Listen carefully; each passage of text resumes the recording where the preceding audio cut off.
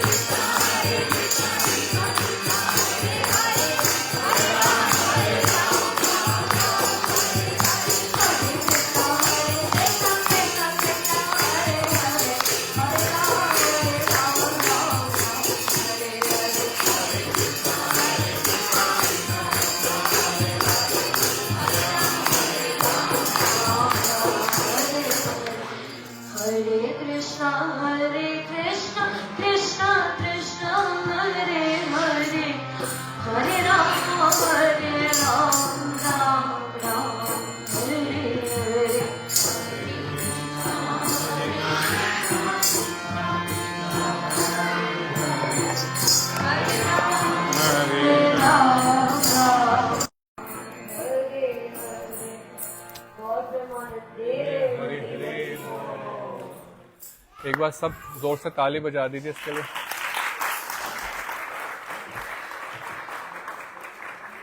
इतनी छोटी उम्र में कितना सुंदर कीर्तन करती है सानवी। थोड़ा सा बच्चों को अगर किसी एक रूम में ये लोग बैठ के खेलेंगे तो बेटर रहेगा। ओम ज्ञानतिमिरन्धस्य ज्ञानाञ्जनशलाकया चक्षुरुन्मिलितं येन तस्मै श्रीगुरवे नमः। नमो विष्णुपादाय राधिकायै प्रियात्मने श्रीमद्भक्तिवेदान्त नारायण गोस्वामिनिति नामिने। श्रीकृष्णलीला कथने सुदक्षम् औदार्य माधुर्य गुणैशयुक्तं वरं वरेण्यं पुरुषं महान्तं श्रीनारायणं त्वं शिरसा नमामि। नमो महावदन्याय कृष्णप्रेमप्रदायते कृष्णाय कृष्णचैतन्याय नाम्ने गौरत्वसे नमः। हे कृष्ण करुणा सिन्धु दीनबन्धु जगत्पते गोपेश गोपिका कांत राधा कांत नमस्तुते। तप्त कांचन गौरांगी श्री राधे वृंदावनेश्वरी वृषभानुसुते देवी प्रणमामि हरिप्रिये। वाञ्छाकल्पतरुभ्यश्च कृपा सिन्धुभ्य एव च पतितानां पावनेभ्यो वैष्णवेभ्यो नमो नमः। जय श्री कृष्ण चैतन्य प्रभु नित्यानंद श्री अद्वैत गदाधर शिवासादि गौर भक्त वृंद। हरे कृष्णा कृष्ण कृष्णा हरे हरे हरे राम राम राम हरे हरे।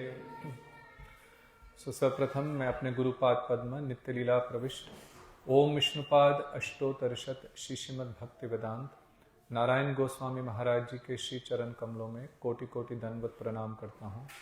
तत्पश्चात हमारे रूपानुगा गुरु वर्गों के श्री चरणों में कोटि कोटि प्रणाम और यहाँ पे उपस्थित सभी भक्तों को मेरा प्रणाम।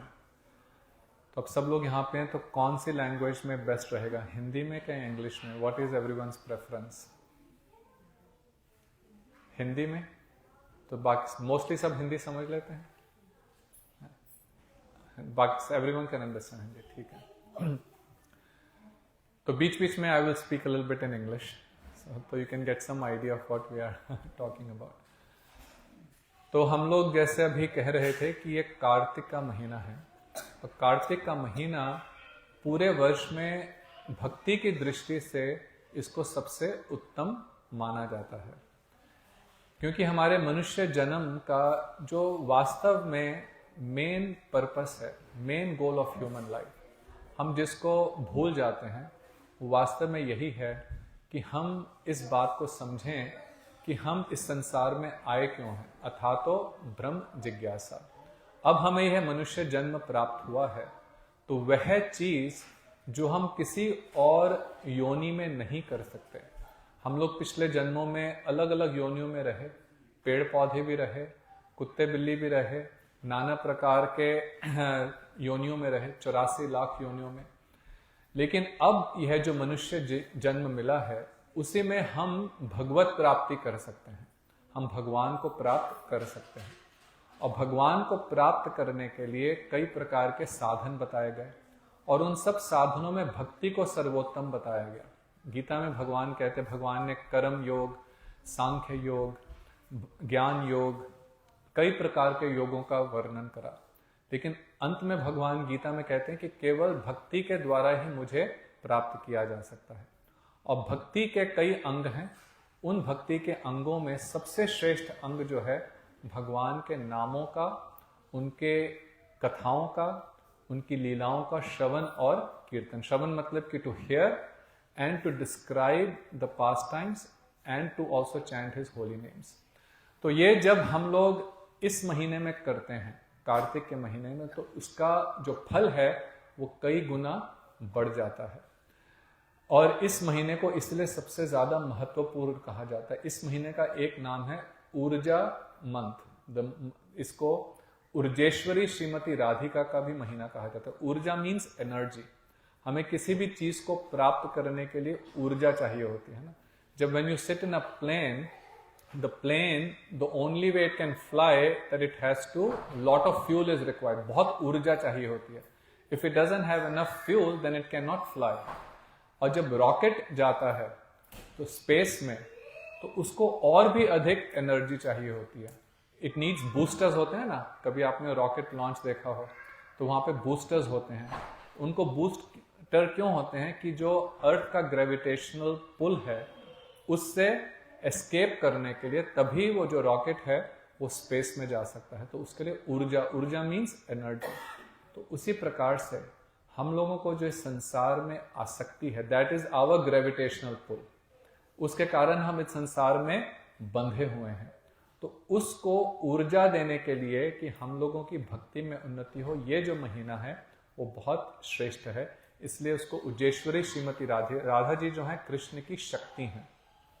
तो इसलिए इस महीने में हम लोगों को अधिक से अधिक प्रयत्न करना चाहिए। मैं हर सत्संग में कहता हूं कि हम लोगों का सनातन धर्म में कुछ इस समय बिगड़ गया है कि जिस महीने में हमें सबसे ज्यादा भजन करना चाहिए उस महीने में हम सबसे ज्यादा पार्टी करने लग गए हैं, है ना। तो ये जिसको कहते हैं अर्थ का अनर्थ हो रहा है, ये हमारे शास्त्रों में, हमारे कल्चर में कहीं पे भी नहीं है, लेकिन उसको हम लोगों ने ना समझने के कारण उसको थोड़ा सा गड़बड़ कर दिया है। लेकिन मैं गौरव और मोना का बहुत हम लोग आभारी हैं कि इन्होंने इस पार्टी फेस्ट टाइम में भी इस सत्संग का अरेंज करा और आप सबको इसका बहुत फल मिलेगा। आइए बैठिए। तो हम लोग इस महीने में ब्रज परिक्रमा पे जाते हैं, ब्रज मंडल। आप में से कितने लोग वृंदावन गए हैं? चलिए, काफी लोग गए हैं, वेरी गुड। तो वृंदावन में आपने कुछ मंदिरों के दर्शन किए होंगे, लेकिन वृंदावन एक केवल एक हिस्सा है पूरे ब्रजमंडल का। पूरा ब्रजमंडल 84 कोस है, जहां पे भगवान ने 5000 वर्ष पहले अपनी कई मधुर मधुर लीलाएं करी। और ये जो ब्रजमंडल है, ये वास्तव में देखने में इस जगत का लगता है, लेकिन इस जगत का है नहीं। ये भगवान के नित्य धाम का ही एक पार्ट है। उन्हीं का धाम भगवान की लीला के लिए इस जगत में आता है।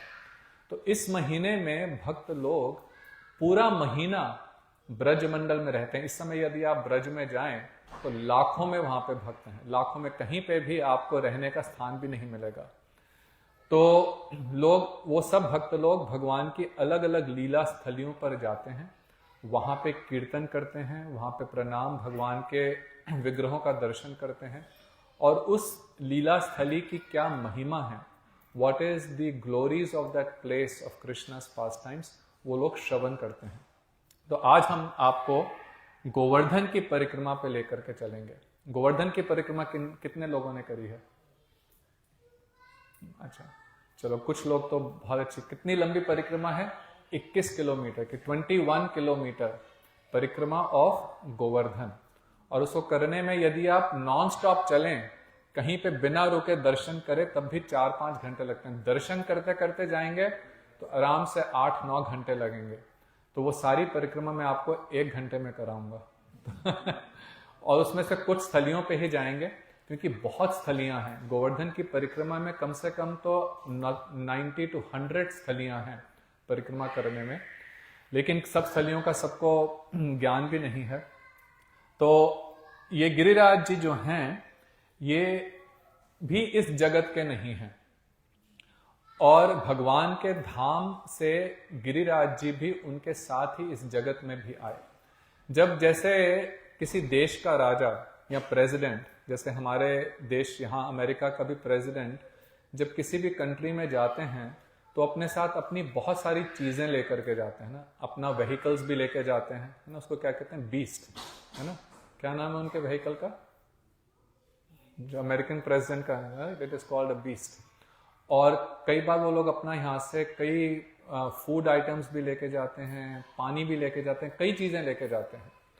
तो जब भगवान भी अपने धाम से इस जगत में आते हैं तो उनके साथ कई चीजें उनकी इस जगत में भी आती हैं, और उनसे पहले ही आ जाती हैं कि उनकी आने से पहले सब कुछ अरेंजमेंट हो जाए। तो उसी प्रकार से जो गोवर्धन है वो इस जगत में आए। इसकी 2-3 अलग अलग कथाएं हैं। तो एक आदि वराह पुराण में कथा आती है हनुमान जी की। जब भगवान राम लंका पे सेतु बना रहे थे, when he was building that bridge, तो उन्होंने सब वानरों को कहा कि तुम जगह जगह से जाकर के छोटे छोटे पहाड़ और चट्टाने लेकर के आओ। तो सब वानर अलग अलग दिशा में गए। हनुमान जी भी निकले और वो गए उत्तरांचल की ओर। उन्होंने ये बहुत सुंदर पर्वत जिसका नाम था गोवर्धन, उसको उठाया और आकाश मार्ग से लेकर के आने लगे। उतनी देर में वो जो पुल था वो बन गया। अब वो तो साउथ में और ये अभी नॉर्थ से लेकर के आ रहे थे। तो भगवान राम ने देखा कि यह तो पुल बन गया, तो उन्होंने कहा कि अब आप लोग मैसेज भेज दो कि we don't need any more hills, अब और आवश्यकता नहीं है। तो जब हनुमान जी को यह पता चला तो उस समय वे भी भगवान की ऐसी कुछ लीला थी कि वो ब्रज के ऊपर से ही आकाश मार्ग से जा रहे थे। उन्होंने वहीं पे गोवर्धन को स्थापित किया। गोवर्धन ये देख करके बड़े रुष्ट हो गए कि आप तो मुझे भगवान राम की सेवा में लेके जा रहे थे, आपने मुझे यहाँ पे क्यों छोड़ा? तो हनुमान जी ने कहा कि देखो कि अभी समय आएगा द्वापर, अभी त्रेता चल रहा है, जब द्वापर आएगा तो श्री कृष्ण इस जगत में आएंगे, लीला करेंगे, और वो उस समय आपके ऊपर बड़ी सुंदर सुंदर लीलाएं करेंगे और 7 दिन तक आपको अपने हाथ पर उठा करके रखेंगे। तो जब लीला हुई भगवान की, आप सब लोग जानते हैं, भगवान ने 7 दिन तक गोवर्धन को अपने हाथ पर उठा करके रखा। तो उसके बाद एक और कथा आती है, यह है भृगु संहिता में। तो भृगु ऋषि थे, उन्होंने यह लिखा भृगु संहिता। तो एक ऋषि थे, काशी में रहते थे, उनका नाम था पुलस्त्य ऋषि। और वे काशी में रहते हुए कुछ ऐसा स्थान चाहते थे जहां पे वो शांति से भजन कर सकें। पहले जो ऋषि महर्षि थे वो लोग हिमालय में जाकर के रहते थे, वहां पे बहुत ही शांत वातावरण होता था। तो वहाँ पे रह कर के, वो सघन जंगलों में रह कर के, आज भी यदि आप लोग हिमालय में जाएं तो ऐसे कई कई स्थान हैं जहाँ पे गुप्त स्थानों में, गुफाओं में रह कर के बहुत सिद्ध महात्मा हैं, वो लोग भजन करते हैं। तो काशी में ऐसा कोई स्थान नहीं था, तो पुलस्त्य ऋषि गए हिमालय के पास, और वहां पे एक पर्वत है द्रोणाचल। द्रोणाचल को उन्होंने कहा कि देखो ये जो पर्वत भी है ना, ये इनके भी अधिष्ठात्री देवता हैं और ये भी, इनके अंदर भी शक्ति है। तो द्रोणाचल को उन्होंने कहा कि तुम मेरे अपने पुत्र गोवर्धन को मुझे दो, ये बहुत सुंदर है देखने में, इसको मैं अपने साथ काशी लेकर के जाना चाहता हूं। तो जिस प्रकार से भगवान राम को पास आए थे कौन, विश्वामित्र, और उनको कहा कि राम और लक्ष्मण को मेरे साथ भेज दीजिए। तो विश्वामित्र ने के भय से कि यदि मैं राम और लक्ष्मण को नहीं भेजूंगा तो कहीं वे मुझे श्राप नहीं दे दें, तो महाराज दशरथ ने राम और लक्ष्मण को भेजा। तो इसी प्रकार से द्रोण ने भी सोचा कि यदि मैं नहीं भेजूंगा गोवर्धन को तो ये कहीं महर्षि हैं, बहुत शक्ति है, क्रुद्ध ना हो जाए, तो गोवर्धन को भेजा। तब गोवर्धन ने एक शर्त रखी कि आप मुझे लेकर के तो जा रहे हैं, लेकिन यदि आपने मुझे कहीं उतारा तो फिर मैं वहां से हिलूंगा नहीं। जहां पे भी पहली बार आप मुझे रखेंगे वहीं पे मैं स्थिर हो जाऊंगा। I will not move from that place. अब वो उनको आकाश मार्ग से लेके जा रहे हैं। देखो ये भी ऋषि थे, बहुत इनके अंदर सिद्धि। हमारे शास्त्रों में इस प्रकार के कई चीजें हैं जिनको करने से योग सिद्धि प्राप्त होती है, और उनमें ऐसी शक्ति थी कि वह पूरे पर्वत को उठा करके लेके जा रहे थे। अब जब वही ब्रज आया तो गोवर्धन को तो मालूम था कि यहीं पे द्वापर के अंत में श्री कृष्ण आएंगे, तो उन्होंने कुछ ऐसा करा भगवान की शक्ति से कि गोवर्धन बहुत भारी हो गए। और कहीं कहीं पे लिखा गया है कि पुलस्त्य ऋषि को बहुत जोर से लघु शंका आई कि he had to use go to pass water. अब वो क्या करें, तो उन्होंने आकर के गोवर्धन को वहीं पे रखा। वो गए और कुछ देर हुआ, जब ऐसे अपवित्र हुए तो फिर उन्होंने जाके स्नान करा, और वापस जब तक आए, अब गोवर्धन को वो उठाएं तो गोवर्धन अपनी जगह से टस से मस नहीं हो रहे थे। तो ये देख करके पुलस्त्य ऋषि को बहुत क्रोध आया। तो उन्होंने कहा कि तुम मेरे साथ क्यों नहीं चल रहे। गोवर्धन ने कहा कि आपसे मैंने ये शर्त रखी थी कि यदि जहां पे आप मुझे रखेंगे वहां से मैं नहीं हिलूंगा। क्यों? क्योंकि गोवर्धन भक्त हैं, वो कृष्ण के भक्त हैं। गोवर्धन, गो का अर्थ होता है गौ, मतलब कि गाय। गो का अर्थ होता है गोवत्स अर्थात बछड़ा। गो का अर्थ होता है गोप, और गो का अर्थ होता है गोपी।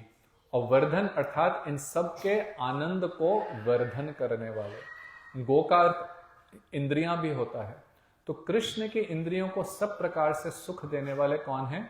गोवर्धन। ये भक्ति का यही गुण है।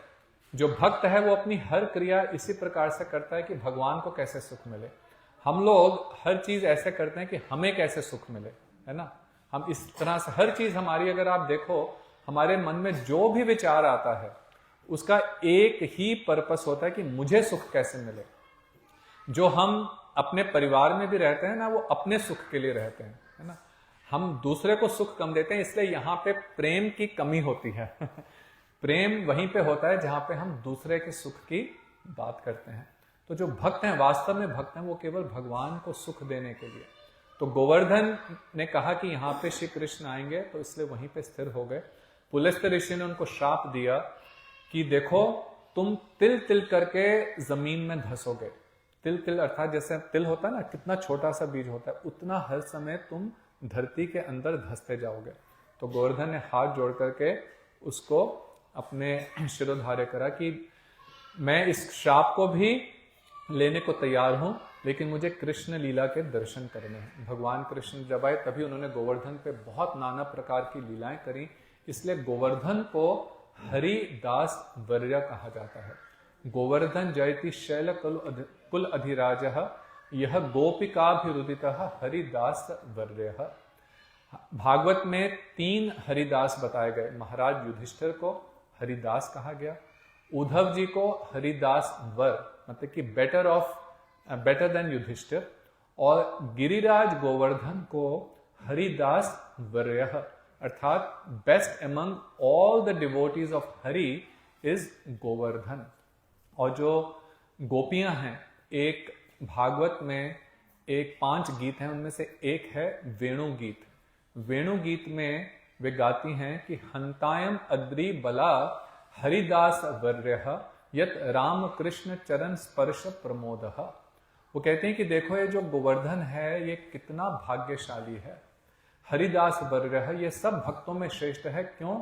यत राम कृष्ण चरण स्पर्श प्रमोदः, कि इसको राम अर्थात बलदेव जी और कृष्ण और बलराम के चरणों का स्पर्श प्राप्त होता है। वो इसके ऊपर आकर के चलते हैं। अपनी गैया लेकर के जब आते थे कृष्ण गोवर्धन पे गोचारण करने के लिए, यहाँ पे कई प्रकार के सुंदर सुंदर सरोवर हैं, आपको लेके चलेंगे। कई कुंड हैं, कई सुंदर, उस समय कई सुंदर सुंदर कुंज थे जहाँ पे राधा कृष्ण की बहुत ही अंतरंग लीलाएं होती थी।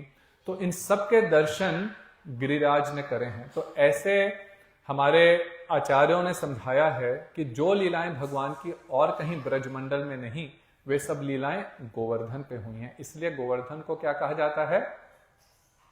हरिदास वर्यः, best among all the devotees of Krishna. तो ये जो गिरिराज हैं, अब क्यों ये इतने स्पेशल हैं, ये आपको कुछ मैं स्थानों पे लेके जाता हूं। सबसे पहले आपको हम अपने मठ में लेके चलेंगे। आप कभी भी गोवर्धन जाएं तो यहाँ पे ये गिरिधारी गौड़िया मठ है, वहाँ पे बहुत सुंदर गुरुदेव ने हमारे इस मठ की स्थापना करी। वहाँ पे रहने का भी स्थान है, आप लोग जाकर के रह सकते हैं। और यहाँ पे श्री राधा गिरिधारी हैं। आपको इतना क्लियर तो नजर नहीं आएगा, लेकिन यहाँ पे आप देख रहे हैं एक परिक्रमा के टाइम का कि कितने लोग उस समय, हजारों में भक्त होते हैं और एंड में यज्ञ होता है। और यहीं पे हमारे गुरुदेव की पुष्प समाधि है।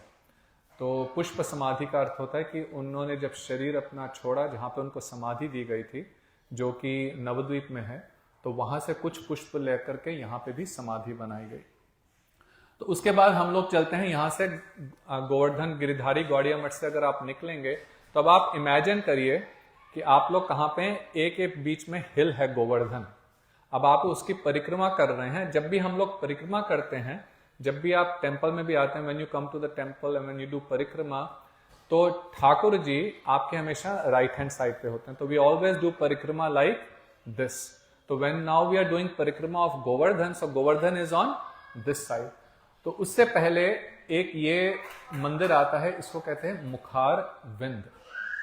मुखार विंद अर्थात ये गोवर्धन का मुख है। तो गोवर्धन को जब आप ऊपर से यदि देखें तो उसको 2 रूपों में देखा जाता है कि एक तो गाय के रूप में, गाय बैठी हुई है और उसका जो सिर है उसने मोड़ करके अपने पेट की तरफ किया हुआ है। अगर आप इमेजिन करें कि इस तरह द काउ इज सिटिंग, तो उसका जो गाय का मुख है वो उसके पेट के पास है। तो उसकी जो 2 आंखें हैं वो राधा कुंड श्याम कुंड है, वो अभी हम वहां पे जाएंगे। तो यहाँ पे गिरिराज जी की बहुत सुंदर शिला है, वहां पे हर समय भोग लगता रहता है, वहां उनका अभिषेक होता है। तो यहाँ से प्रणाम करके सबसे पहले हम लोग जाते हैं दान घाटी। तो यहाँ पे आप देखेंगे, अब आज से 38 years ago when I first time did परिक्रमा ऑफ गोवर्धन, तो वहां पे बहुत कच्ची सड़क थी और सब कुछ टूटा फूटा था। और आज बरसात होने वाली थी, लेकिन गौरव जी ने कहा इंद्र देवता थोड़ी देर बाद आइएगा कि सब लोग आराम से आ सकें कथा में। लेकिन जब सबसे पहले मैंने गिरिराज जी की परिक्रमा करी, the first time I did, that time it was raining so heavily, लेकिन ऐसा जोश था कि हम कितने किलोमीटर इतनी मूसलाधार वर्षा में भी हम लोग चलते रहे। और आप देखेंगे कि सब लोग आते हैं और यहाँ पे सबसे पहले दंडवत करते हैं। तो दंडवत करके गिरिराज जी को फिर परिक्रमा प्रारंभ करते हैं। और अब तो लाखों में लोग, इतने परिक्रमा में लोग होते हैं कि you can't even sometimes walk, specially in during these days. तो सबसे पहले स्थान पे हम जहां जाते हैं उसका नाम है दान घाटी। दान का अर्थ होता है टैक्स या गिफ्ट, है ना, आप किसी से डोनेशन ले रहे हैं। तो यहाँ पे जब पहले 5000 years ago जब दान घाटी थी, तो यहाँ पे बहुत ही संकरी जगह थी, और यहां से दूसरी जगह पे जाने के लिए एक ही ये तरीका था, घाटी मतलब वैली।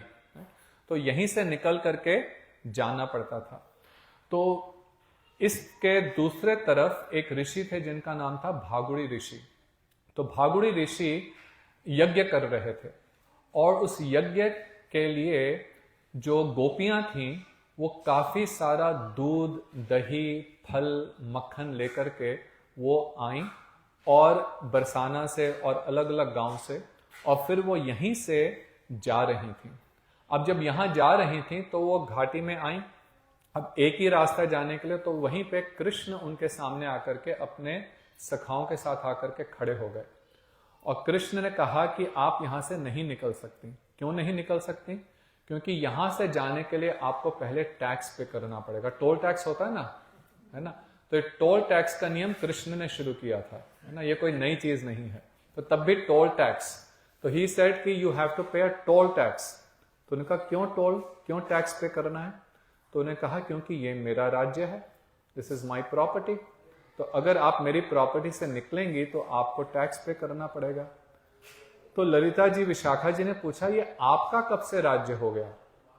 राज्य तो देखो किसी की प्रॉपर्टी तब होती है ना कि यदि तो आपने उस जगह को खरीदा हो, या आपका घर है कि आपने खरीदा, या आपको आपकी फैमिली ने आपको पैतृक संपत्ति एज अ हेरिडिटरी आपको मिली जगह, या आपने उसको कॉन्कर करके उस जगह को जीता। तो ना तो आप यहाँ के राजा हैं, क्योंकि नंद महाराज का तो स्थान यहाँ से थोड़ा दूर है, नंद भवन गोकुल भी है तो वो यहाँ से दूर है। तो ना आप यहाँ के राजा हैं, ना आपने इस जगह को जीता, तो आप यहाँ के राजा कैसे हुए? तो कृष्ण भी अब अपना सिर खुजलाने लगे कि मैं कैसे यहाँ का राजा हुआ। तो फिर कृष्ण बोलते हैं अच्छा, जो वृंदा देवी है ना, वृंदा देवी समझते हैं कौन है? वृंद देवी तुलसी जी है ना, तुलसी। तो तुलसी जो है उनका एक्चुअल रूप है वृंद देवी। वृंदावन को वृंदावन इसलिए कहते हैं बिकॉज यहाँ पे सब जगह तुलसी के पौधे होते थे। वन मीन्स फॉरेस्ट, सो वन means a forest of tulsi plants. So now we see small tulsi plants, but यहाँ पे बड़े बड़े तुलसी के ट्रीज, इतने बड़े बड़े तुलसी के पौधे, इसलिए उसको वृंदावन कहते थे। तो वृंद देवी जो हैं, तो कृष्ण ने कहा कि जो वृंदा है वो मेरी पत्नी है। तो इसलिए क्योंकि ये पूरा वृंदावन जो है वो वृंदावनेश्वरी है, she is the deity of Vrindavan, इसलिए ये जो सारा स्थान है उसका भी मैं ही हूं, क्योंकि जो वाइफ की प्रॉपर्टी है वो हस्बैंड की भी प्रॉपर्टी हो जाती है। So then they all started saying, really आप वृंदा के हस्बैंड हैं? हाँ, कहते हैं हाँ। तो उन्होंने वृंदा को बुलाया, वृंदा जी आई, तो उनसे पूछा कि ये कृष्ण क्या तुम्हारे पति हैं? तो वृंदा बोली कौन? ये काला, जो अंदर से भी काला है और बाहर से भी काला है, कभी सच नहीं बोलता, हमेशा झूठ ही बोलता है, मैं इसको नहीं जानती, मेरा इससे कुछ लेना देना नहीं है। हाँ, पर यह अवश्य सत्य है कि मैं वृंदावन की देवी हूं, वृंदावन मेरा है और मैंने अपना पूरा जो वृंदावन है मैंने राधा जी को अर्पित कर दिया है। तो ये सुनकर के जो सब गोपियां थी वो खूब ताली बजाने लगी और कृष्ण, अब उनके पास no more arguments to give, but Krishna said नहीं, आपको फिर भी टैक्स तो पे करना पड़ेगा। उन्होंने जबरदस्ती उनसे माखन और दूध लिया। तो ये जितनी भी ब्रज की लीलाएं हैं, ये सब जो लीलाएं हैं इनको प्रेम विलास कहा जाता है। These are very special pastimes. इन प्रकार की लीलाएं भगवान के किसी और रूप में और किसी और जगह नहीं होती। Every place else where we go and worship, right, you go to Ayodhya, you go to Venkatesh, you go to Dwarka also. Many places when we go, the mood to worship the Lord is in awe and reverence. Generally our understanding of Bhagwan is कि भगवान को हाथ जोड़ करके in great awe and reverence we do his worship because he is great, right? And which is right also. He is the creator, he is the maintainer, he is the destroyer. So we should worship him in awe and reverence. But there is another aspect of relationship with the Supreme, and that relationship is just like, for example, you know, Gaurav is here and Gaurav is, let's say he is the president of his company. So when he goes to his company, everyone says, yes boss, right? And he goes and sits in his office and everyone comes and takes his orders and nobody has the power or the audacity to say anything against him, right? जो receptionist, now just imagine if someone comes and starts fighting with Gaurav, Gaurav will just kick him out, right? Because he's the president of the company. But when he comes home and Shlok, who is his son 3 years old, he says, Papa, what did you bring for me? And he said, oh, beta, I just forgot, I was so busy. And he gets very angry, starts hitting him. Right? Will you hit him back? No. अब उसको चुप कराना, रोना, अच्छा चल मैं तेरा घोड़ा बनता हूँ. I'll become your horse. So he becomes like a horse and Shlok sits on him and he's taking him around and trying to make him happy, right? And Shlok is also beating him a little bit, crying, and right, and he's just trying to pacify him. So there is one Gaurav in the office and there is one Gaurav at home, right? One place where everyone listens to him, another place where nobody listens to him. He has to listen to everyone else. But now you tell me, where do you enjoy the most? At home. देखो कितनी अजीब बात है.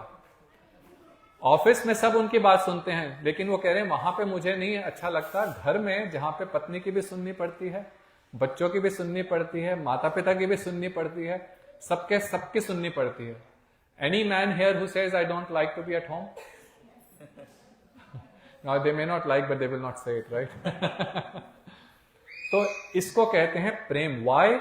Because you have that love at home which you don't have in office. तो ये इसको कहते हैं रागानुगा भक्ति. जब हम भगवान का भजन प्रेम से करते हैं और जब भगवान के प्रेम में भक्त उनकी ऐश्वर्यता को भी भूल जाता है. We forget that he is a supreme because the love with him is so intense. So this is the speciality of Vrindavan, of Braj Mandal, that there nobody considers Krishna as God. Today also when you go, if you go to Barsana, they will call Lali. They don't say Radha. They'll say Hamari Lali hai. When you go to Nandgaon, they call him Lala. They say Kishore, Kishori. They still have that mood कि Krishna is my son or Krishna is my friend, Srimati Radhika is my daughter or Srimati Radhika is my friend. Like this. तो इसलिए ये जितनी भी लीलाएं हैं, इन सब लीलाओं में ये स्पेशलिटी है कि कृष्ण, और ये सब सत्य कथाएं हैं, सब सत्य कथाएं और नित्य कथाएं हैं. These pastimes are taking place today also in Krishna's eternal abode or in some other place in another universe. तो ये है दान घाटी. दान घाटी में भगवान ने, ये देखिए, वो कृष्ण उनसे माखन मांग रहे हैं, दूध मांग रहे हैं और फिर उनसे लेकर के फिर उनको जाने दिया. इसके बाद एक और स्थान आता है, इसके बाद जाके उसको कहते हैं दान निवर्तन कुंड. वहां पे गोपियों ने रिवर्स करा और उनसे इसी प्रकार से टैक्स लिया. सो दान घाटी की जय. तो इसके बाद हम लोग एक दूसरे स्थान पे जाते हैं, इसका नाम है आन्योर. आन्योर का अर्थ होता है और दो, आन्योरे आन्योरे. तो जब ये कथा आप सब जानते हैं तो मैं इसको बहुत डिटेल में नहीं बताऊंगा. यहाँ देखिए आन्योर ये गांव है. आप जब परिक्रमा पे जा रहे हैं तो यहाँ पे देखिए गोवर्धन नजर आएगा. यहाँ पे गोवर्धन पे जाएंगे तो बहुत सुंदर सुंदर आज भी आपको ये मोर नजर आएंगे. तो आन्योर, जब कृष्ण ने सबको बोला कि आप इंद्र की पूजा मत कीजिए, और इंद्र की पूजा किस लिए नहीं कीजिए, क्योंकि कभी इंद्र को तो देखा नहीं है ना, और इंद्र हमारे लिए वास्तव में क्या करता है. तो कृष्ण ने कहा कि देखो हम लोग ग्वाले हैं और हमारे लिए गोवर्धन सब प्रकार की चीजों को उपलब्ध कराते हैं. हमारी गैयां वहां पे चरने जाती हैं, वहां पे कई प्रकार के पुष्प हैं, कई प्रकार के पेड़ हैं, वहां पे कई प्रकार के सरोवर हैं जहां पर गैयां पानी पीती हैं. तो हमें इसलिए गोवर्धन की पूजा करनी चाहिए. ये बहुत सुंदर भागवत में कल परसों हम लोगों ने मंदिर में इसमें बहुत गोवर्धन पूजा थी, बहुत इसका डिटेल में डिस्कशन करी. लेकिन एक पॉइंट समझने वाला है कि कृष्ण इस माध्यम से वो सबको ये शिक्षा दे रहे थे कि देखो सब चीजों को देने वाला अंततः मैं ही हूं, है ना. जितने देवी देवताओं की हम पूजा करते हैं वो भी मेरे से ही शक्ति प्राप्त करके अपना अपना कार्य करते हैं. इसलिए गीता में भगवान कहते हैं अहम सर्वस्य प्रभवो मत्तः सर्वम प्रवर्तते, कि I am the creator of everything and everything manifests from me. तो इसलिए भगवान ने कहा कि तुम इन अलग अलग देवताओं की पूजा करने की जगह तुम गोवर्धन, क्योंकि गोवर्धन जो है वो कृष्ण का ही रूप है, तो इस माध्यम से उन्होंने सबको अपनी पूजा में लगाया। तो सब लोग खूब सारा अन्न व्यंजन और नाना प्रकार की चीजें, कचौड़ी, पकौड़े, पूड़ी, राइस, बहुत सारी चीजें बना करके लेके आए। आप लोग अन्नकूट में गए, ट्यूसडे को अन्नकूट था, है ना। अन्नकूट का अर्थ होता है कि अन्न का एक हिल बना लीजिए, कूट मतलब कि लाइक अ हिल। तो इतना सब कुछ लोग बना करके लेके गए, वहां पे जाके गिरिराज जी को उन्होंने ऑफर किया। गिरिराज जी ने सब कुछ, और सबके देखते देखते वहां पे गिरिराज जी ने एक अलग रूप धारण किया। वो रूप क्या था कि गिरिराज बहुत बहुत ऊंचे थे उस समय। आज तो आप जाएंगे क्योंकि वो श्राप मिला ना, तो इसलिए वो धीरे धीरे धरती में जा रहे हैं। वास्तव में श्राप के कारण नहीं, कृष्ण के विरह के कारण जो गोवर्धन है धीरे धीरे जा रहे हैं और धीरे धीरे वो इस संसार से लुप्त हो जाएंगे। तो लेकिन उस समय गोवर्धन बहुत ऊंचे थे और उन्होंने सबके देखते देखते वहां से गोवर्धन का एक बहुत ही सुंदर रूप सबको नजर आया। क्या रूप था? देखने में कृष्ण जैसे ही, लेकिन बहुत ऊंचे। जैसे कृष्ण का घनश्याम रूप वैसे ही वो भी इस दिव्य पुरुष का भी। और जो गोवर्धन की तलहटी से लेकर गोवर्धन के शिखर तक, तो उनके पांव से लेकर के उनके जो सिर था इतने बड़े, और सबके देखते देखते अपने हाथ फैला करके उन्होंने सारा जो भोग था उसको खा लिया। और फिर क्या बोले? आन्योरे आन्योरे, I want more, I want more. तो सब ने थोड़ा और पकाया, बनाया, उनको भोग लगाया, सब कुछ खत्म हो गया, लेकिन फिर भी कहें आन्योरे। तो फिर कृष्ण ने हाथ जोड़ करके कहा कि आपको जो हमने अर्पित करा, हम लोग तो दीनहीन गरीब ब्रज के गोप हैं, आपको जो अर्पित करा आप इसी से संतुष्ट होजिए। तब उन्होंने मानसी गंगा से पानी पी करके फिर बोले तृप्तो अस्मि। और जितना जो था वो सब का सब उन्होंने वापस उसी रूप में महाप्रसाद के रूप में दे दिया। तो मैं ट्यूसडे को मंदिर में भी समझा रहा था कि जब हम ठाकुर जी को भोग लगाते हैं, है ना, देखिए हम लोग को भोग लगा करके खाना चाहिए। अब ये भी एक लंबा विषय है, लेकिन संक्षेप में हम लोग जब खाते हैं ना तो उसमें भी कुछ पाप होता है, लेकिन जब भोग लगा करके खाते हैं तो उसमें वो जो खाना है वो प्रसाद बन जाता है। लेकिन भोग किस चीज का? हम लोग जब भोग लगाते हैं तो कई बार लोग कहते हैं कि अरे वो तो सब कुछ एज इट इज पड़ा हुआ है, कोई भगवान ने आके कुछ खाया थोड़ा ही। तो भगवान तो आत्माराम आप्त काम है, तो लेकिन वो क्या खाते हैं? वो उस भोग में जो प्रेम है, जिस प्रेम से आपने उस भोग को बनाया, उस प्रेम को वो उसमें से सिंचन करते हैं, उस प्रेम का सिंचन करते हैं। तो इसलिए यदि बिना प्रेम के भोग बनाया तो फिर वो भोग नहीं लगाएंगे। यदि प्रेम से भोग लगाया तो कृष्ण अवश्य, क्योंकि वे अपनी हर इंद्रिय से खा सकते हैं, हर इंद्रिय से हर इंद्रिय का कार्य कर सकते हैं, तो अपनी आंखों से भी वो भोग लगाते हैं। तो ये इसीलिए इस जगह का नाम पड़ा आन्योरे। यहाँ पे देखिए एक अन्नकूट हो रहा है, अन्नकूट। तो यहीं पास में ही एक बहुत सुंदर स्थान है जहां पे श्रीनाथ जी का प्राकट्य हुआ। माधवेंद्र पुरी पाद एक बहुत बड़े संत थे, और माधवेंद्र पुरी ही इस जगत में वास्तव में भक्ति रस को लेकर के आए। एक भक्ति है और एक भक्ति रस है। जब भक्ति में आनंद आने लगे, जब उसमें प्रेम कृष्ण से हो जाए, उसको कहते हैं भक्ति रस। तो माधवेंद्र पुरी थे, ये गोवर्धन पे बैठ करके वहीं पास में ये भजन कर रहे थे। तो इनको एक ग्वाला आया और आकर के बोला, 2 दिन से उन्होंने वो भजन कर रहे हैं, कुछ सुध-बुध ही नहीं है, कुछ खाने पीने की सुध-बुध नहीं। तो यहाँ पे एक ग्वाला आया और ग्वाले ने आकर के कहा कि बाबा आपने 2 दिन से कुछ नहीं खाया, तो ये मटकी में थोड़ा सा दूध है, आप पी लेना, और मैं शाम को जब गोचारण से वापस आऊंगा तो मैं मटकी ले जाऊंगा। तो माधवेंद्र पुरी पाद ने उनको देखा और उसके बाद वो हैरान हो गए। थोड़ी देर के बाद उन्होंने जब उस दूध को पिया तो दूध पी करके उनके आंखों से आंसू बहने लगे। ऐसा उनको आनंद हुआ कि जब कभी उन्होंने ऐसा एक्सपीरियंस नहीं किया था। सी हम लोग we don't believe in sometimes in the Lord because we have not experienced. But the first experience comes in the association of saintly devotees. उनके संग में आकर के हमें भगवान का अनुभव होता है. तो उन्होंने जब भगवान और या भगवान से संबंधित किसी चीज का जब हम लोग संग करते हैं तो उनका भी हमारे को अनुभव होता है. तो उनको ऐसा उससे आनंद हुआ तो उन्होंने कहा कि ये हो ना हो कृष्ण ही होंगे. अब उन्होंने कहा था कि मैं शाम को आऊंगा, अपना मटका ले जाऊंगा. सारी शाम वेट करते रहे, रात्रि बीत गई लेकिन कृष्ण नहीं आए. उस समय उनको थोड़ी सी नींद आ गई. तो नींद में भगवान ने दर्शन दिया. उन्होंने कहा कि देखो मैं पास में ही मेरा एक विग्रह है.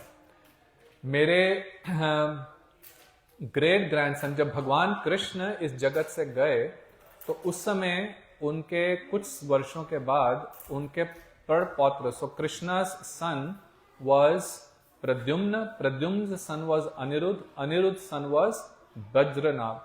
तो वज्रनाभ ने ब्रजमंडल में आकर के भगवान की कई लीला स्थलियों पे जाकर के दोबारा से मंदिर बनाए और कुंड स्थापित करे उनकी लीला स्थलियों की स्मृति में, in memory of his past times. तो वहां पे उन्होंने गोवर्धन पे एक विग्रह स्थापित किया था जिनका नाम था श्रीनाथ जी. लेकिन जब मुस्लिम रूलर्स आए तो वहां के भक्तों ने उनको छिपा करके गोवर्धन में नीचे कहीं छुपा दिया, डिग करके, जमीन को खोद करके. तो उन्होंने आकर के माधवेंद्रपुरी को ये सपने में कहा कि मैं वहां पे दबा पड़ा हूं और मुझे बहुत गर्मी लग रही है, बहुत समय से मैंने कुछ पाया नहीं है, तुम वहां से मुझे निकालो. तो अगले दिन उन्होंने वहां के सब भक्तों को बुला करके जो स्थान उन्होंने बताया था उसको वहां से खोदा और वहां से ये श्रीनाथ जी का प्रकट हुए. तो श्रीनाथ जी वहां से प्रकट हुए, उनको उन्होंने गोवर्धन के ऊपर स्थापित किया और गोवर्धन पे स्थापित करने के बाद फिर बहुत बड़ा उनका अभिषेक हुआ और उनका अन्नकूट हुआ. बहुत आसपास से सब गांव से भक्त लोग आए और वहीं से फिर अन्नकूट दोबारा से प्रारंभ हुआ. तो यहाँ पे श्रीनाथ जी की जय. इसके बाद हम लोग जाएंगे गोविंद कुंड. तो अभी आप हम लोग राइट पे आप सोच रहे हैं कि राइट हैंड साइड पे गोवर्धन है, गोविंद कुंड. तो जब इंद्र ने बरसात करी थी, है ना, तो उसके बाद इंद्र को 7 दिन के बाद इस बात का रियलाइजेशन हुई कि oh I have made a very big mistake, I did a big blunder, कि ये तो भगवान है, he is the supreme lord, और मैंने उनको एक साधारण सा बालक समझ करके मैंने देखो कितना बड़ा अपराध कर दिया. तो उस समय इंद्र सुरभि को लेकर के आए यहाँ पे गोविंद कुंड में, यहाँ पे आए और उन्होंने भगवान से क्षमा मांगी और यहाँ पे उन्होंने कृष्ण का नाम रखा गोविंद. गो का अर्थ मैंने आपको क्या बताया था, गो क्या क्या अर्थ होता है? गोपी, गोप, बछड़ा, है ना. तो इन सबको जो आनंद देते हैं उसका अर्थ है गोविंद. गोविंद का अर्थ है तो जो इन सबको आनंद देने वाले गोविंद. तो यहाँ पे इंद्र ने कृष्ण का नामकरण करा गोविंद, और यहाँ पर फिर सुरभि ने अपनी दूध से कृष्ण का अभिषेक किया. वो अभिषेक से वहां पे क्या बन गया, कुंड बन गया. और फिर वज्रनाभ जी ने उसी की स्मृति में यहाँ पे गोविंद कुंड की स्थापना करी. आज भी जाए तो बहुत सुंदर कुंड है वहां पे, ये देखेंगे कुंड है. और यहाँ पे कई वहां पे भक्त लोग हैं, कई फाउंडेशंस हैं. अब जो इन चीज सब स्थानों को, एक some of these are older pictures, but कई स्थानों को उन्होंने दोबारा से बहुत सुंदर बना दिया. कई जगह ब्रज के स्थानों में उसको दोबारा से दे हैव रेजुवेनेटेड देम. सो गोविंद कुंड की जय. और इसके बाद हम लोग चलते हैं सुरभि कुंड. सुरभि कुंड वहां पे है कि सुरभि यहां से गई और आगे जाकर के उन्होंने सोचा कि कृष्ण की तो लीला यहाँ पे होगी, तो मैं क्यों वापस स्वर्ग में जाऊं. तो सुरभि वहीं पे रह गई और वहीं पे रह करके वो भजन करने लगी. सुरभि कोई साधारण गाय नहीं है, ये उनका कुंड है सुरभि कुंड, और बहुत ही रमणीय स्थान है. ये कुछ आपको पिक्चर्स यहाँ पे ब्लर्ड लग रही हैं because of the resolution of the TV. तो अदरवाइज इस जगह को अब इन्होंने बहुत सुंदर बनाया है. और सुरभि कुंड में भी परिक्रमा जाती है, वहाँ पे बहुत सुंदर कथा कीर्तन होता है. तो सुरभि कुंड की जय। तो अब देखिए मैं स्थान आपको बहुत ही जल्दी जल्दी आपको लेके जा रहा हूं। तो अब हम लोगों ने एक गोवर्धन से, इसको बड़ी परिक्रमा कहते हैं, परिक्रमा शुरू करी और अब यहाँ पे टर्न हो रही है, right. So it's a hill, right, so it is turning back. उस जगह को कहते हैं पुछरी का लोटा। लोटा मतलब कि यहां से लौट रहे हैं वापसी की तरफ, और पुछरी मतलब कि पूंछ। तो यहां पे if you imagine a peacock, so sometimes Govardhan is compared to a peacock sitting with her head curved inside the stomach, and sometimes compared with a cow.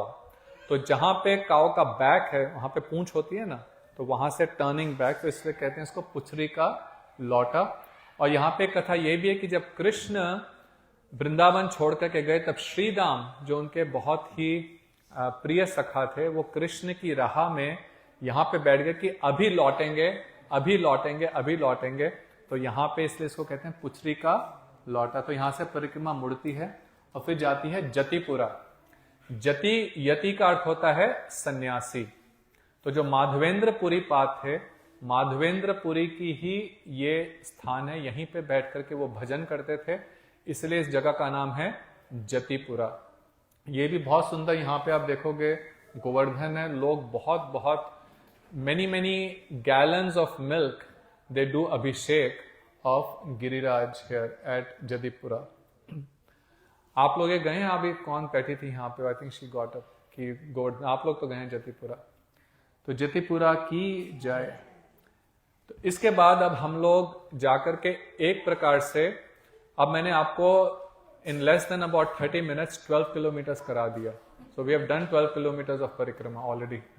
And इसमें there were many other places, Naval Kund, Apsara Kund, Raghav Pandit की गुफा, many places which if you actually go and go with devotees you will see. And I can just tell you, if you go to Vrindavan with the devotees and go and see these places, your life will be transformed. It is such an ecstatic experience कि जब तक आप वहां पे जाएंगे नहीं और जब तक अनुभव नहीं करेंगे, you can't, hopefully you can get some idea, but you will actually feel the ecstasy when you go to these places. So ये है, अगला स्थान है चक्लेश्वर महादेव। इसको चक्रेश्वर कहते हैं। चक्र का अर्थ होता है, चक्र आप समझते हैं, राइट, भगवान का सुदर्शन चक्र। तो जब ये शिव जी का स्थान है, पूरे ब्रजमंडल में हर जगह शिवलिंग है, हर जगह शिवलिंग, क्योंकि शिव जी जो हैं वैष्णव नाम यथा Shambhu. Lord Shiva is the greatest devotee of the Lord. So wherever Krishna's and Lord Ram's pastimes are taking place, Shiv ji is there. तो यहाँ पे भी सारे ब्रजमंडल में शिव जी अलग अलग रूपों में हैं। तो यहाँ पे हैं चक्रेश्वर महादेव। तो इसकी कथा क्या है कि जब इंद्र वर्षा कर रहा था तो कृष्ण ने गोवर्धन को अपने बाएं हाथ की छोटी अंगुली पर उठा लिया। तो उस समय शिव जी ने प्रार्थना करी भगवान के सुदर्शन चक्र से, और वो सुदर्शन आकर के गिरिराज जी के ऊपर वो बहुत जोर से घूमने लगे, और उनकी ताप से, from the heat and the energy of Sudarshan चक्र, जो ऊपर से पानी बरस रहा था वो सब बिखर के साइड पे हो गया। जो गोवर्धन के नीचे लाखों ब्रजवासी थे, किसी को पानी की एक बूंद भी किसी पे नहीं गिरी। तो इसलिए यहाँ पे वे स्थान है चक्रेश्वर, इसको कहते हैं। शिव जी ने क्योंकि प्रार्थना करी, और शिव जी का चक्र, शिव जी का जो त्रिशूल है, वो भी कई भक्त लोग कहते हैं कि उन्होंने उसको चक्र के रूप में गिरिराज जी के ऊपर रख करके पानी से सब ब्रजवासियों को बचाया। तो यहाँ पे ये बहुत सुंदर, यहाँ पे शिव जी का स्थान है। तो चक्रेश्वर महादेव की जय। तो देखिए ये हम लोगों के गुरुदेव हैं, ये उस समय हम भक्त लोगों को लेकर के जाते थे, वहीं पे चक्रेश्वर में बैठे हैं परिक्रमा के समय पे। तो यहाँ पे चक्रेश्वर महादेव पे ही एक समाधि है सनातन गोस्वामी की। So Sanatan Goswami was a very great devotee, one of the 6 main associates of Shri Chaitanya Mahaprabhu. Roop Goswami, Sanatan Goswami, Raghunath Das Goswami, Raghunath Bhatt Goswami, Gopal Bhatt Goswami and Jeev Goswami.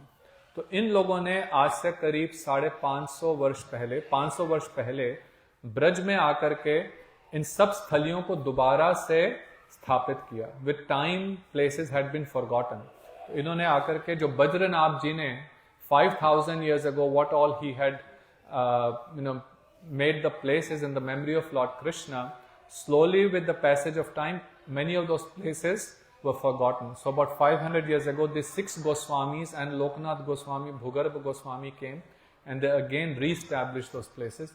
तो ये सनातन गोस्वामी यहाँ पे बैठ करके भजन करते थे. Sanatan Goswami and Lord Shiva had a very intimate relationship. जहां जहां पे भी शिव जी थे वहीं सनातन गोस्वामी बैठ करके, क्योंकि वैष्णव है ना तो भक्तों को भक्तों का ही संग अच्छा लगता है, तो वहां पे बैठ के कर रहे थे. लेकिन यहाँ पे मच्छर बहुत थे, तो सनातन गोस्वामी ने कहा कि अब मैं यहाँ पे नहीं रह सकता, बहुत मच्छर है. तो वहां से जाने लगे. तो शिव जी ने कहा आप क्यों जा रहे हैं? क्योंकि शिव जी was so happy that Sanatan Goswami is staying here and all the time chanting. तो Sanatan Goswami every single day he used to do परिक्रमा of गिरिराज. तब तो गिरिराज जी और भी लंबे थे, 21 kilometers every single day he would go around परिक्रमा. आज भी कई भक्त हैं जो रोज गिरिराज जी की परिक्रमा करते हैं, और कई भक्त दंडवती परिक्रमा करते हैं, अर्थात दंडवत लगाते हुए परिक्रमा करते हैं. उनको कुछ समय लग जाता है. कुछ लोग 108 दंडवती परिक्रमा करते हैं, एक ही जगह पे 108 बार प्रणाम करते हैं. आप उनका भाव देखिए, भाव देखिए. हम लोगों को लगता है कि ये साधारण है, अंधविश्वासी नहीं. उन लोगों को समझ आ गया है कि जीवन का तात्पर्य क्या है. वो अपने जीवन का वास्तव में सदुपयोग कर रहे हैं कि भगवान की लीला संयुक्त, भगवान की रज को अपने शरीर से लगा करके जो उनको आनंद प्राप्त हो रहा है उसको हम लोग सोच भी नहीं सकते. तो सनातन गोस्वामी जब जाने लगे तो शिव जी आए कि आप क्यों जा रहे हैं? उनका कि ये मच्छर मुझे बहुत तंग करते हैं. तो उनका ठीक है, मैं सबको बुला दूंगा. तो मानी मच्छरों के भी एक देवता हैं, उन्होंने उनको बुलाया कि खबरदार एक मच्छर भी यहाँ पे टपका. तो अगले दिन से सब वहां से जो मच्छर थे चले गए. तो ये सनातन गोस्वामी हैं. सनातन गोस्वामी की जय. और उसके बाद हम जाते हैं और थोड़ा आगे जाएंगे तो उद्धव कुंड. इसकी कथा बहुत डिटेल्ड है. मैं आपको सिर्फ in 1 minute only I will explain कि जो उद्धव हैं, अभी मैंने आपको बताया ना 3. सबसे पहले कौन थे? हरिदास, युधिष्ठिर, और दूसरे कौन थे? उद्धव. वो हैं हरिदास वर. बिल्कुल कृष्ण जैसे ही देखने में लगते हैं और कृष्ण के बहुत ही क्लोज फ्रेंड हैं कृष्ण ने. लेकिन उनका भाव क्या है? कुछ ऐश्वर्य का भाव है. लेकिन कृष्ण ने उद्धव को यह सिखाने के लिए कि वास्तव में प्रेम है क्या चीज, वास्तव में प्रेम क्या है, उद्धव को बहाने से उन्होंने ब्रज में भेजा कि मेरा संदेश लेकर के तुम ब्रजवासियों के पास जाओ. जब ब्रज में उद्धव आए, एक रूप गोस्वामी जी का ही एक ग्रंथ है जिसका नाम है उद्धव संदेश. जब उद्धव आए ब्रज में और ब्रज के भक्तों का जब प्रेम देखा उन्होंने, तो वो कुछ भी नहीं बोल सके. तब उनको समझ आई. उन्होंने जब गोपियों से आकर के कहा कि तुम कृष्ण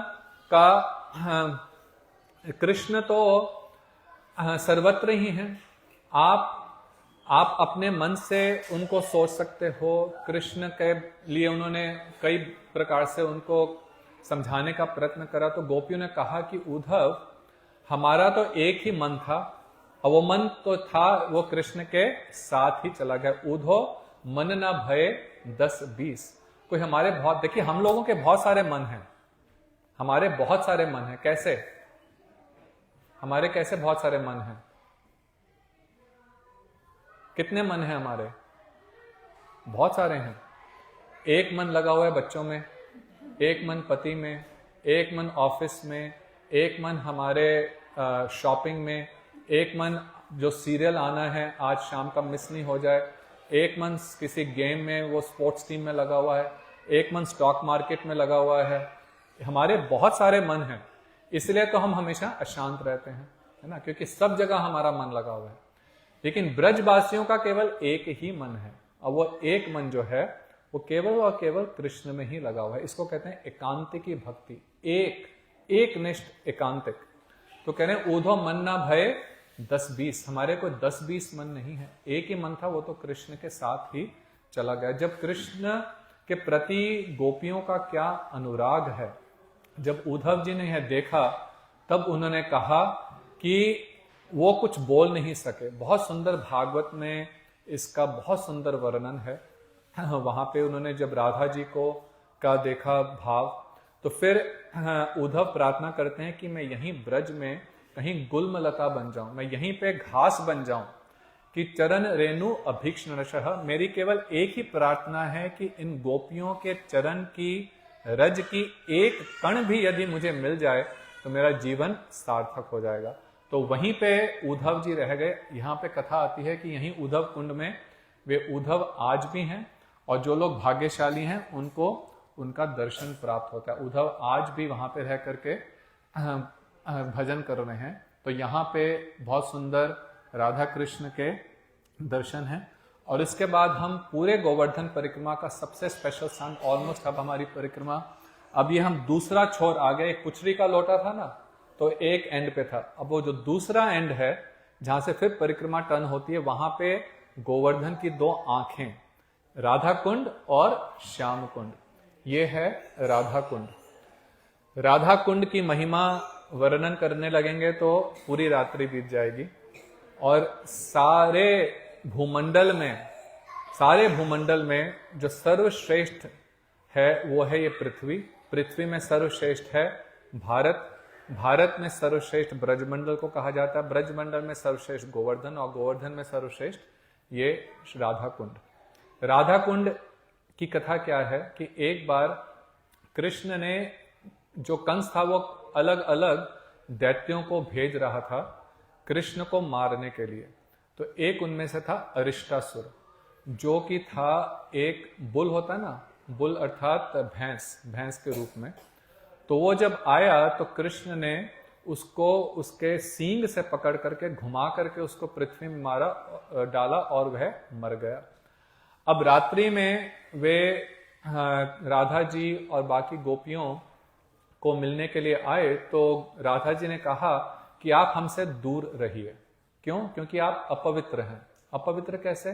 क्योंकि आपने उस भैंस को मारा, और वो तो गाय जाति है ना, तो गाय, किसी भी प्राणी को मारना बहुत बड़ा पाप है, लेकिन गाय और गो वृष इस जाति के किसी भी पशु को मारना महापाप है।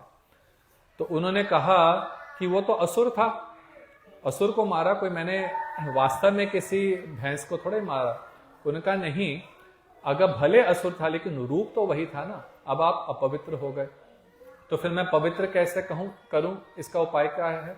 अब देखिए, तो कृष्ण हैं, वो कभी अपवित्र नहीं होते, लेकिन इसमें भी वो कुछ शिक्षा दे रहे हैं।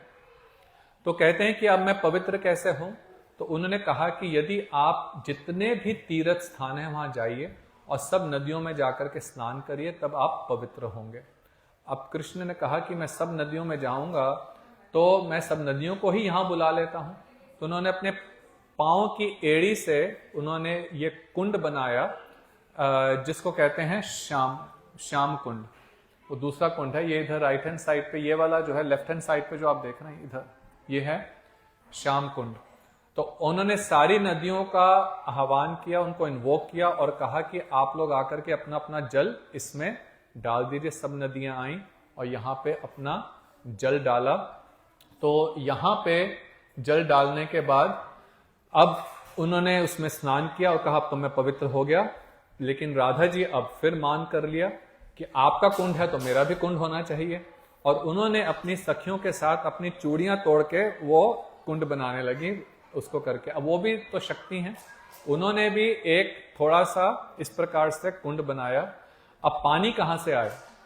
तो कृष्ण ने कहा आप मेरे ही कुंड से पानी ले लीजिए, लेकिन उनका नहीं, हम तो अपना पानी लाएंगे, आपसे पानी नहीं लेंगे।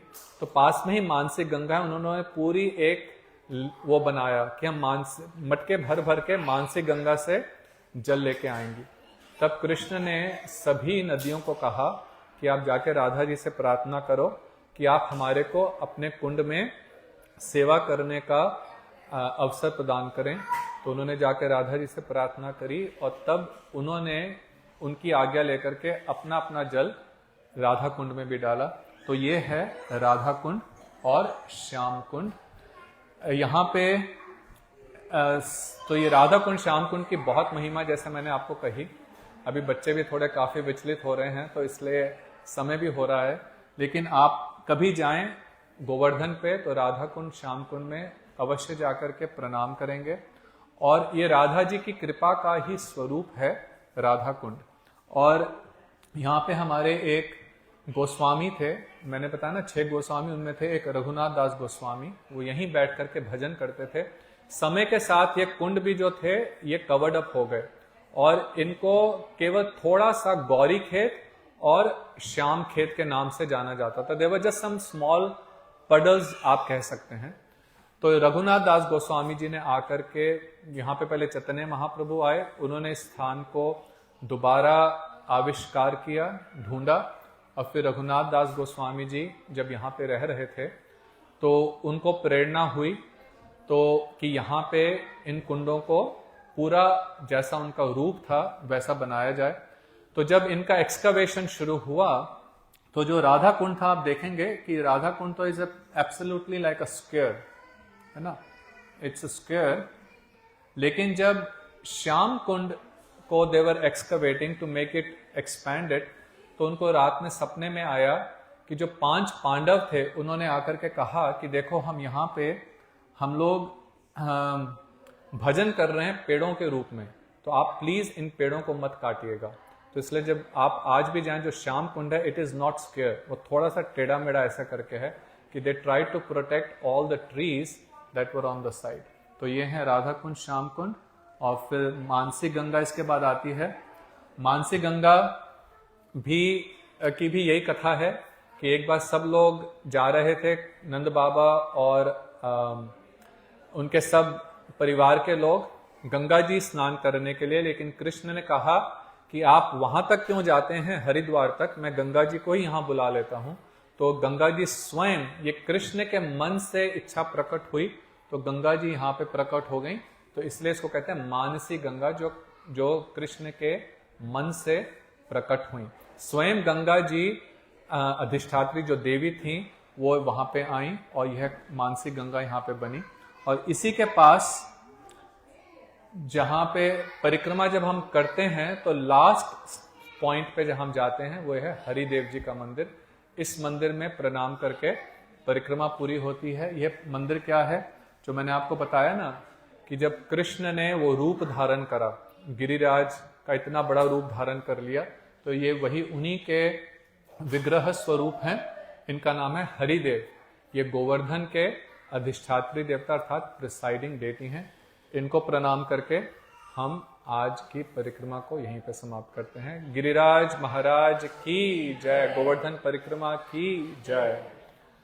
So thank you. I know it was a bit long and hope आप लोगों को थोड़ा सा परिक्रमा के विषय में थोड़ा उद्दीपना हुई। My whole purpose is that by hearing about these places, you will develop a desire to one day to go and take darshan of these holy places. It's very, very special, and it is, in this life we should at least make an effort to go and one time take darshan of all these very special holy places in Braj Mandal. Gaur Premanande Hari Hari Bol. ठीक है, अभी so किसी का कोई प्रश्न? Anyone has any question about? Any question?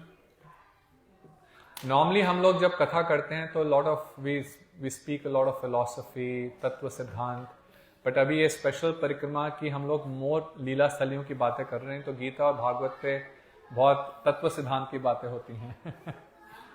ठीक है, किसी anyone has any question or comments? ठीक है, तो हम लोग अभी आरती करेंगे। आप लोगों के पास तो ये शीट है, आरती नहीं करेंगे, बस हम लोग अष्टकम गाएंगे। हाँ, अष्टकम आरती का मतलब कि वो बस दिया हम लोग ये जो पढ़ा है ना, तो हम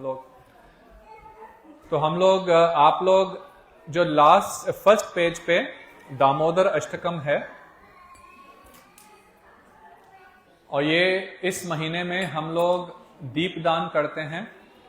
कृष्ण को यशोदा जी बांध रही हैं, वो हम लोग ये वाला भजन गाते हैं और कृष्ण को यशोदा जी बांध रही हैं, दीपदान देते हैं। ठीक है, तो इसको गा करके फिर हम आज का प्रोग्राम समाप्त करेंगे। ठीक है।